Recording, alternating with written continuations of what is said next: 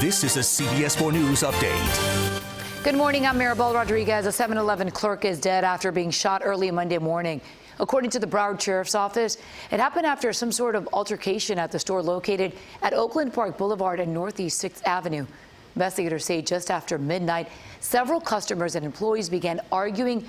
The group went out to the parking lot, and that's when someone fired a single shot, hitting the clerk. He died after being transported to the hospital. Deputies say multiple people have been detained, and they are not looking for anyone else. The president is now searching for a new location to host next year's G7 summit after deciding not to hold it at his Doral resort. The president made the announcement late Sunday via Twitter, blaming the media, on Saturday, and Democrats. Critics believe the president would benefit financially from having the G7 at the Trump National Doral in Miami, and several Democratic lawmakers filed a bill to stop the G7 from receiving federal funding. Acting White House Chief of Staff Mick Mulvaney insists that the president planned on doing it at cost, but explains why he changed his mind.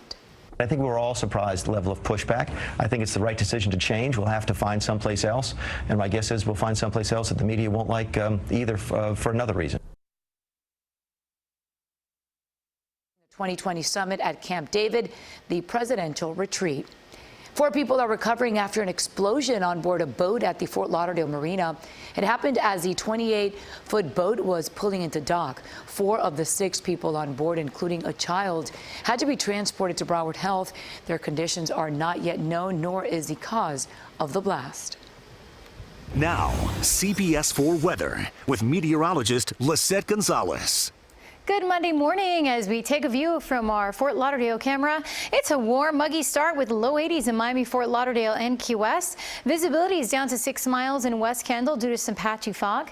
Thankfully, we're not seeing any rain on real-time Doppler radar.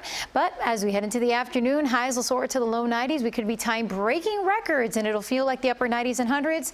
The chance for a few storms, but yes, the old record in Miami is 91. The same goes for Fort Lauderdale. Key West also could be tying or breaking that record of 89 degrees. For boaters, wind southeast 5 to 10 knots east to a light chop on the bays tonight. Upper 70s could see some patchy fog and a stray shower.